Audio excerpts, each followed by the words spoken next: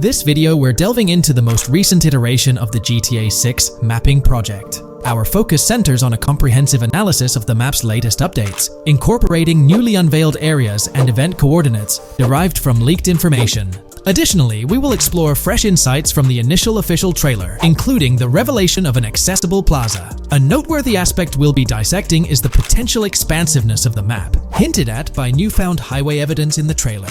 Furthermore, we'll examine a conceptual representation illustrating the potential magnitude of the GTA 6 map. The trailer also provides a glimpse of Starfish Island, a detail we'll thoroughly cover in today's session. Let's initiate our examination by diving into the GTA 6 mapping project. For those not aware, this stands as the most extensive and refined community-driven mapping endeavor, aiming to deduce the GTA 6 map with the utmost accuracy. This endeavor leverages evidence from leaks and the primary official trailer. In our previous map analysis, we scrutinized significant alterations in the Boardgorn and Grass Rivers areas, expanding the map to an impressive 18 by 8 kilometers. However, today's exploration will predominantly focus on alterations in the Vice City region. Rumors suggest that the GTA 6 map will encompass 3 major cities, with Vice City and Portgorn being the identified urban centers so far. Vice City, drawing inspiration from Miami, and Portgorn, a fusion of Gulf cities in Florida. The speculated third city could possibly be modeled after Orlando or Tampa. Earlier rumors hinted at Yorktown being the third city, approximately aligning with Tampa's location.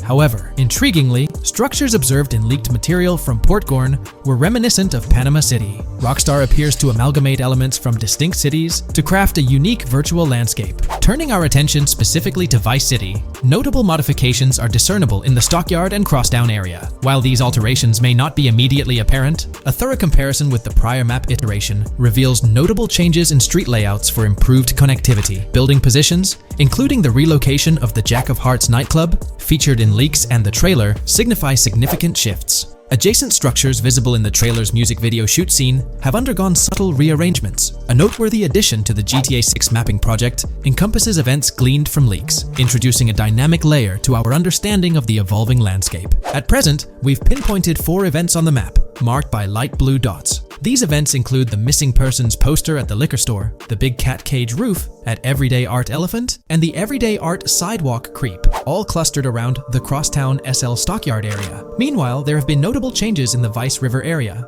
with some buildings rearranged and brought closer to the river. The overall shape of this area has also been altered, and a new marina building near the airport has been introduced, based on recent evidence. Another significant alteration concerns the incorporation of Ica and Belleville into Vice City. While their status remains speculative, with their names displayed in red, Ica is purportedly inspired by Alapata, a neighborhood in Miami-Dade, while Belleville draws parallels with Brownsville. Formerly perceived as small towns on the outskirts of Vice City, they're now considered part of the Vicedale neighborhoods, following fresh evidence. This reclassification potentially places scenes like the police officer pursuing the overweight individual in the Belleville neighborhood. Furthermore, a notable discovery linked to Tommy Vercetti's mansion has surfaced. Star Island's inclusion in the game has been confirmed, evidenced by its appearance behind the Rockstar Games title, and in a scene featuring a bikini-clad woman. This revelation solidifies its status as a game location, with strong ties to the original Starfish Island from GTA Vice City, where Vercetti's estate was situated. The prospect of encountering the mansion in-game, whether as an accessible structure or an abandoned relic, remains uncertain but tantalizing. The mention of Star Island remains speculative, as indicated by its red font, leaving the possibility open for it to be renamed Starfish Island or something else. These developments encapsulate the latest updates to the GTA 6 mapping project. Additionally, let's delve into a Reddit post that has garnered attention. I'm still very intrigued by the prospect. This is a full accessible plaza. The full access plaza featured in the trailer has piqued my curiosity. This snapshot is captured during a scene where Jason and Lucia evade the police momentarily. Positioned on the right side of the frame is a sign, presumably denoting a mall within the game. Notably, several brand names, including Kowalski, Callis, Scala, and Alpha, are visible on this sign. Furthermore, a portion of the mall's name briefly appears, starting with Ever. Could it be Evergreen Plaza or another variation? The answer remains elusive, and we'll have to await further developments to unravel this mystery. I can pretty much bet on it that this shit will indeed be fully accessible. Most of the signs on that structure look to be clothing and accessory shops, which would easily mean it's accessible to us. I'm really hoping the mall makes a return in this one and will serve kind of as a player hub when online drops. Oh, that would be good. Maybe a spot where you can't attack. Could meet people to join up for races, heists, etc. That would be pretty neat. Now let's shift our focus to some additional findings that might provide evidence for the existence of the third major city in GTA 6. Furthermore, we'll explore why the actual map size of GTA 6 could potentially surpass the estimations derived from the mapping project.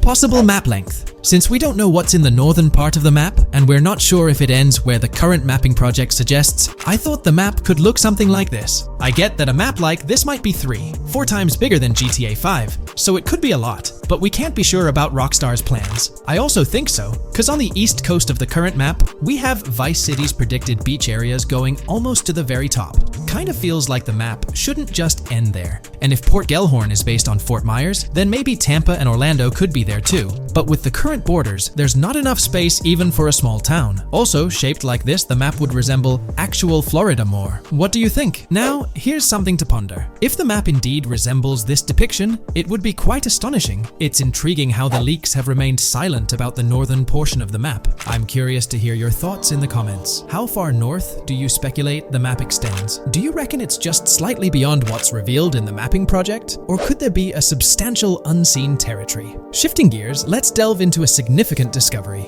An observation on the size of the map using highway exits as a guide. I believe that 2 blink and you'll miss them shots from the trailer, combined with something I saw in the leaks, have given us a serious hint as to just how big the map for GTA V said might turn out to be, specifically north-south. The first is the shot of the man grabbing his crotch while stopped on the side of the highway. Specifically, the highway exit signs in the background. They suggest that this shot is being taken from just north of exit 14 on the highway, if turning left has you going east and turning right has you going west. What's more, the GTA V mapping project believes that the highway that this shot is taken from is Interstate 97. Adding to this, there's this shot from earlier in the trailer of the woman in the gold dress hanging out the top of a convertible traveling down I-404, heading towards a junction with 197. At the very start of that clip, you can catch the exit number on the sign she's driving under. You can't see all of it, but to me, it looks more like exit 18 than exit 1B. This one is more speculative though. Now, I'm about to get into the leaks, so I can't post any pictures. There's a clip in the leaks of a red ute heading northbound on 197 towards the exit 13 AB junction that takes 1 to Washington Beach and Ekanfinaka before crashing. The mapping project has been using the leaks to create their maps, and they've placed that stretch of 197 north of Mr. Crotch Grab from the trailer, running through the Stockyard neighborhood. This to me indicates that the highway exits are going to follow a realistic number pattern, with the number increasing or decreasing for every mile traveled. The question is, where does this put exit 12? Exit 11? All the exits going up to 1? I've taken the latest version of the mapping project's map and pointed out where exits 14 and 13 are located. Then, extrapolating from there and using the map's grid as a handy guide, I drew where all the exits further down the numbering scheme might be located. I ran out of room to put exit numbers at #9. If 197 is going to keep following the same numbering scheme all the way north until it hits exit 1, then it's likely that the map is going to be far bigger than we currently think it is, and what's been shown and plotted out so far. In fact, I think the only reason nothing's been plotted up there so far is because so much so far has focused on Vice City and its environs.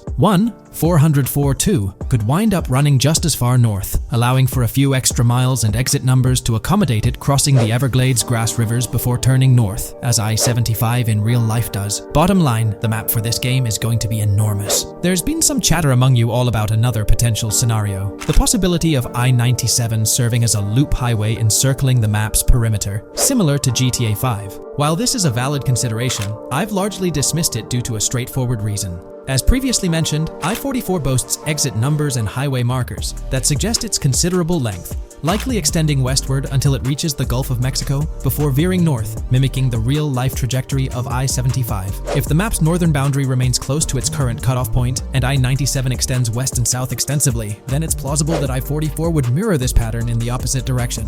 While the notion of 2 loop highways isn't entirely implausible, it could potentially introduce redundancy. Additionally, in GTA 5, the loop highway wasn't simply labeled under one name. The segment along the coast was dubbed the Great Ocean Highway, while the inland stretch traversing the desert was referred to as the Sonora Freeway. Moreover, within Los Santos, various freeways possess distinct names and numbers, even when merging seamlessly, such as the Del Perro, La Puerta, and La Mesa freeways. My hypothesis currently is that there is a loop highway, But that one, 97 and I-404, are two halves of it. They both start in Vice City and intersect in Crosstown. 97 runs up the Atlantic coast. 404 runs west through the Grass Rivers, and then turns north to run up the Gulf Coast, and they both meet at a point further north. Whether that point is a city, a smaller town, or something else, that is still unknown. Feel free to drop your thoughts in the comments regarding everything covered in today's video, particularly this astonishing discovery. There's substantial evidence hinting at a larger map size, but I'm eager to hear your input. Let's delve deeper into the scoop we've got about Jason and Lucia, straight from the game's artwork and that initial trailer drop.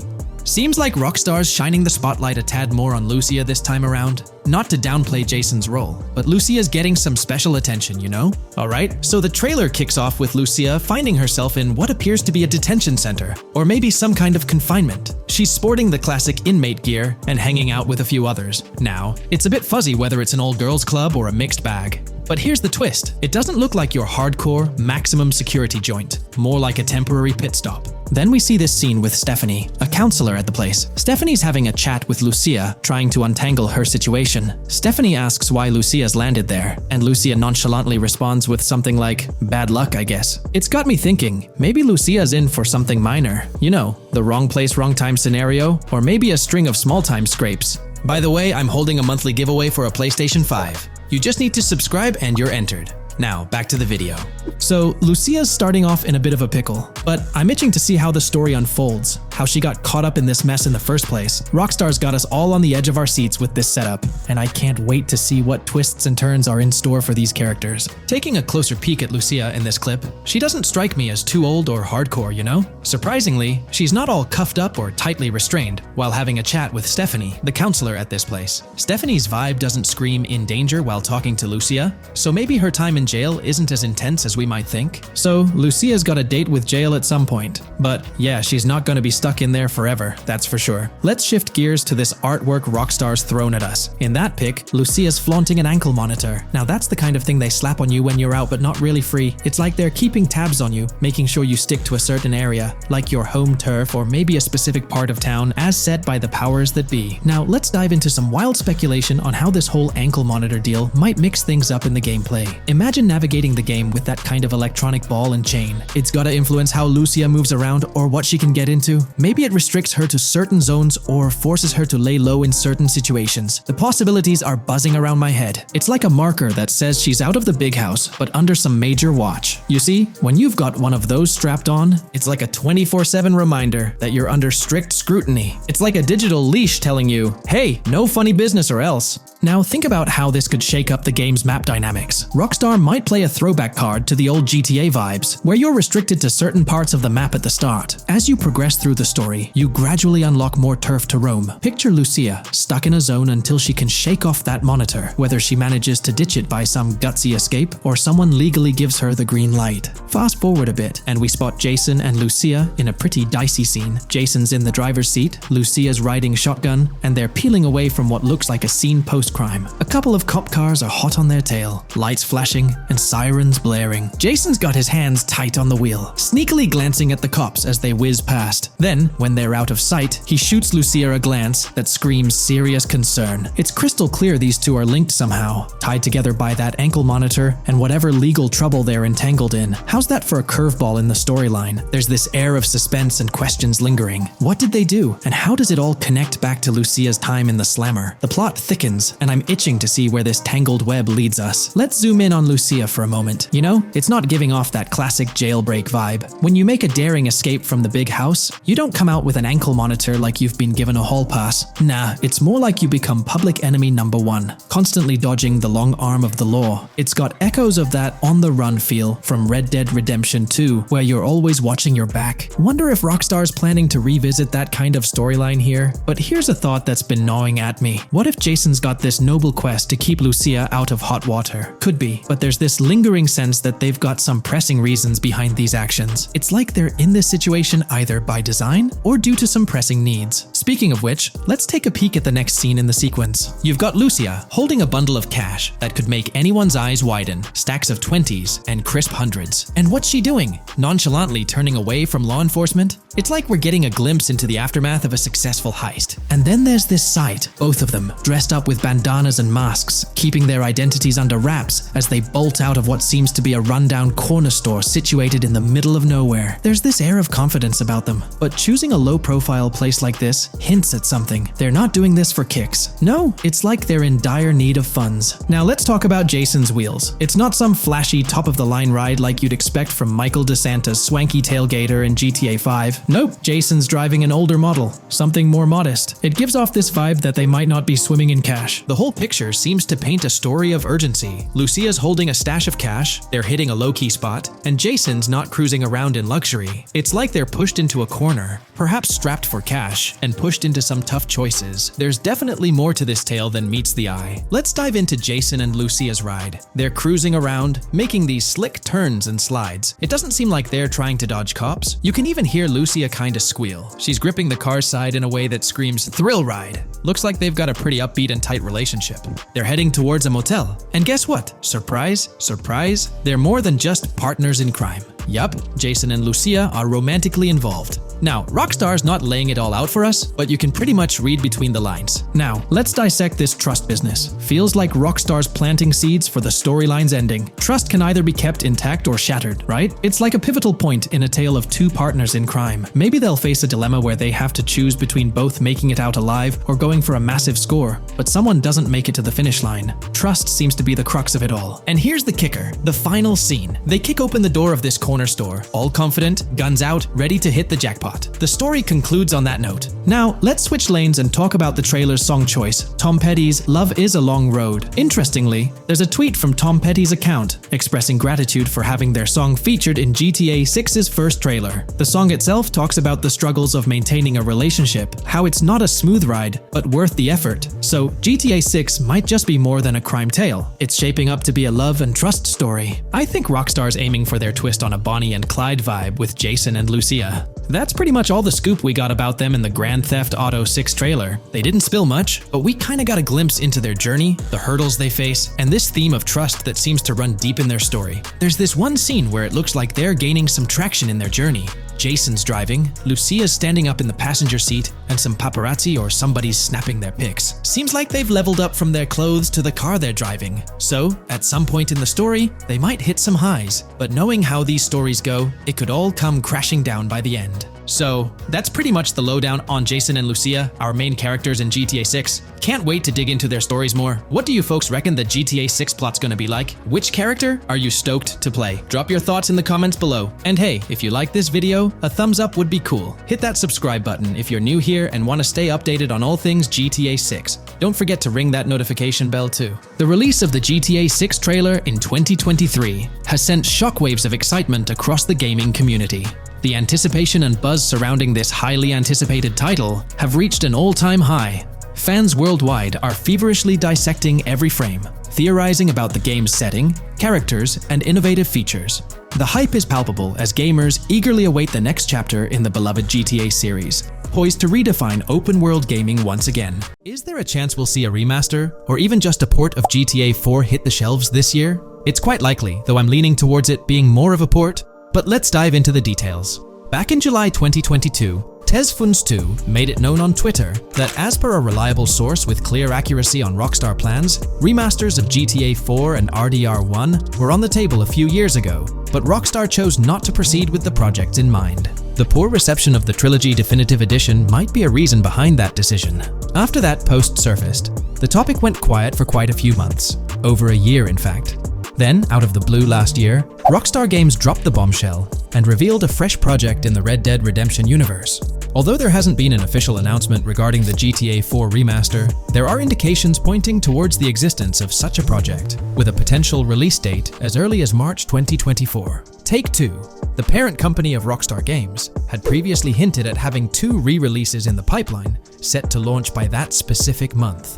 The original Red Dead Redemption was among the two games mentioned, leaving room for speculation that the other could potentially be GTA 4, while it's also plausible that this could be an entirely different project unrelated to the Grand Theft Auto franchise. It's worth considering. This isn't the first time there have been murmurs about a GTA 4 re-release or remaster. Returning to the Red Dead Redemption 1 port, unfortunately, it wasn't the news fans were hoping for. Instead of a full remake or remaster, the developer revealed a port with no new content. Typically, when people hear about a remaster or remake, they expect incredible graphic improvements, higher resolution, better quality textures, and advanced graphical effects like ray tracing. Contrary to these expectations, many argue that this game needs significant improvements, particularly concerning inconsistencies in the story. In 2018, Red Dead Redemption 2 was released as a prequel, introducing story elements that created inconsistencies with the first Red Dead Redemption, where major characters like Arthur Morgan were never mentioned. When Rockstar opted for a port instead of improving the game, which was already 13 years old, disappointment arose. The desire for a remaster or remake persisted, fueled by rumors since 2021. These speculations continued until the summer of 2023. The uncertainty around whether a remake was genuinely being considered remains, with some recent rumors possibly being misunderstandings about the port project. It's been speculated that the cancellation of a Red Dead Redemption remake or remaster might be attributed to the poor reception of GTA, the trilogy, the definitive edition. Alternatively, the developer could have redirected resources towards the development of GTA 6. Regarding GTA 6, in December, we were finally treated to the much-anticipated trailer for the upcoming installment. However, it came with a significant letdown: the announcement of a 2025 release date. As we approach the end of 2024, this seems like the ideal time to introduce a new game under the GTA banner to keep the franchise vibrant. Hence, a port of GTA 4 appears fitting for this year. Most players familiar with GTA 4 acknowledge the aging of the game. Despite being ahead of its time upon its 2008 release, over 15 years ago, it's showing signs of wear. Notably, the PC version faced persistent performance issues, maintaining its reputation as one of Rockstar Games' worst optimized titles. The irony lies in the fact that, despite these problems, GTA 4 is widely regarded as one of the best entries in the Grand Theft Auto series. Understanding the poor optimization of the PC version remains a mystery. Even with a series of patches, the issues persisted, suggesting a more profound problem. Originally designed for Xbox 360 and PlayStation 3 consoles with different hardware architectures, porting GTA 4 to PC necessitated significant modifications. Unfortunately, not all of these changes were executed appropriately. Compounding the matter, the game was built on the advanced and intricate Rage engine, adding complexity to its optimization. Unlike consoles with standardized hardware, the diverse range of PC hardware available at the time of GTA 4's release posed a challenge. The game's initial high hardware requirements excluded many players with less powerful computers from enjoying a smooth gaming experience. Unoptimized code contributed to performance issues, even on high-end PCs, with notable problems in managing CPU and GPU resources, leading to performance bottlenecks. How else can we gather indications that a GTA 4 remaster or port is possibly in development? Well, in September 2022, Take-Two Interactive, the parent company of Rockstar Games, made a notable move. They took down a fan-made mod for GTA 4, known as the Definitive Edition. This mod compilation, comprised of various mods and fan-made patches, aimed to significantly enhance the visual and experiential aspects of the 15-year-old game on PC. The roots of this remastering endeavor with mods trace back to 2016, when the mod pack for GTA Vice City, named Reborn, initiated the project. Over time, it expanded to encompass mods for GTA 3, San Andreas, Chinatown Wars, and other Rockstar games like Bully and the Warriors. According to information from the author's website, the group behind this project confirmed that their files, hosted on Mediafire, received a DMCA takedown notice. Presumably issued by Rockstar or its parent company Take-Two Interactive, this notice mandated the removal of the Definitive Edition project from their website. This development was communicated through a tweet from the Definitive Edition project. Bad news, guys. Appreciate it if you got PPL to raise awareness. Spread the word as much as possible. I knew this day was coming. Here we are with a DMCA by Rockstar, I assume, on our GTA 4 Definitive Edition patch. Well, I suppose we need to remove all GTA 4 related stuff from the website. Curiously, from what I understand, the takedown specifically focused on the GTA 4 mod. As of now, the original trilogy mods on the site remain untouched, but the project doesn't express a high level of confidence in the longevity of these mods being available. No DMCA for the original trilogy yet, just GTA 4. So for now I think the trilogy is safe. Just enjoy it when you still can, they wrote. This isn't the initial instance of Take-Two Interactive taking action against mods. Their track record indicates a protective stance towards their intellectual properties. They've previously taken down mods before, a practice observed prior to the unveiling of their own definitive edition for the original GTA trilogy. Despite its problematic release, that project proved to be financially successful. Many in the gaming community express a desire for Rockstar Games to follow suit and release a remastered version of GTA 4. Similar to what the studio accomplished with the trilogy. Xbox One, Series X and S users currently enjoy the luxury of playing GTA 4 through backward compatibility. However, this isn't the case for PS4 and PS5 users. Should Rockstar opt not only for re-release support, but also for substantial changes to the game, there are certain aspects of GTA 4 that could benefit from improvement. First and foremost, graphics are an apparent focal point, a common aspect of remasters to enhance the visual experience. It's worth noting that beyond the expected graphical upgrades, GTA 4 might require more nuanced improvements. One aspect that garnered criticism was the peculiar yellow filter present in the original game, making everything appear dull. This yellow tint, a characteristic of the late 2000s and 2010s, was often disparaged when employed in video games. For an open-world game like GTA 4, many argue that this filter made little sense. Various graphics mods for the PC version, such as the Ice Enhancer 4, have demonstrated that Liberty City can maintain its gritty atmosphere without this filter. For a glimpse of what a GTA 4 remaster could potentially achieve, the Ice Enhancer 4 graphics mod offers an illustrative example. Developed over several years by the skilled modder Haysam Keelani, this fan-made graphics overhaul aimed to elevate the game's visual experience well beyond its original state. On the flip side, individuals who have a fondness for the original yellow filter in the game may not find favor with this mod. If Rockstar opts to stay faithful to the original and preserve the color scheme, it would still be beneficial to update the environmental textures. Over time, these textures have aged considerably, featuring a noticeably low resolution that now appears outdated. Moving on, one of the most memorable aspects of GTA 4 is the recurring scenario where Roman calls Nico to go bowling. Nico, it's your cousin. You want to shoot some pool? Roman, I can't talk now. Damn! This feature, while often considered a source of humor, can be somewhat bothersome. Nico's friends frequently reaching out for social activities can prove distracting, especially during critical missions or while immersed in the exploration of the open world. Rejecting these calls actually decreases your relationship with that friend, impacting specific benefits they offer. GTA 5 addressed this issue by making interactions with friends more user-friendly, introducing new activities to engage in. Incorporating similar friend activities in a remastered version of GTA 4 would be a positive and welcome addition. Another area of improvement is clothing and customization. The clothing options for Nico in GTA 4 are quite limited. Notably, the game lacks the iconic fingerless gloves seen in promotional art and trailers. A remaster could rectify this, especially considering the community's disappointment over their absence. Additionally, though hairstyles were planned, they were not included in the final game, as evidenced by the presence of barbershops in the game files. A remaster could enhance clothing options and introduce hairstyle changes, mirroring the customization available in GTA Online. Unlike GTA San Andreas or GTA 5, GTA 4 lacks car customization features. Players can only randomly change their vehicle's primary color at a pay and spray. While this might not have been a significant issue in earlier titles like GTA 3 or Vice City, it does feel like an oversight in a more modern title like GTA 4. A remaster could bring in more extensive vehicle customization options. Given the central role of vehicles in the Grand Theft Auto games, enhancing customization not only adds depth but also makes the gaming experience more immersive. In fact, acquiring new and rare cars is often considered the most appealing aspect of GTA Online, and a remaster could significantly enhance the appeal of GTA 4 through this single feature alone.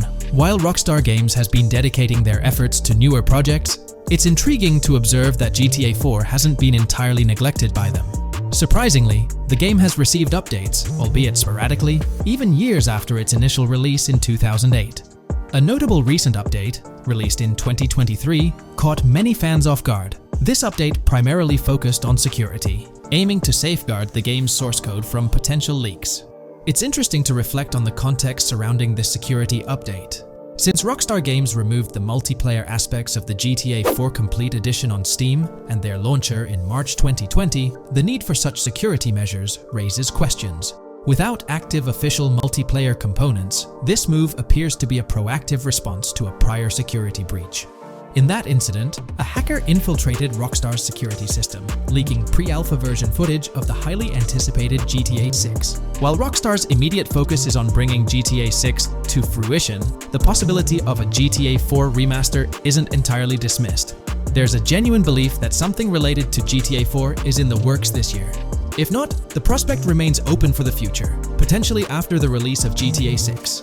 The year 2028 marks the 20th anniversary of GTA 4, presenting a considerable timeframe. Although it involves patience, the wait could be worthwhile if Rockstar decides to give GTA 4 the remaster treatment it deserves. It's crucial to acknowledge the dynamic nature of the gaming industry, with Rockstar consistently pushing boundaries with each release. By the time a potential GTA 4 remaster materializes, we might witness a game that not only enhances the original but also leverages the latest advancements in gaming technology.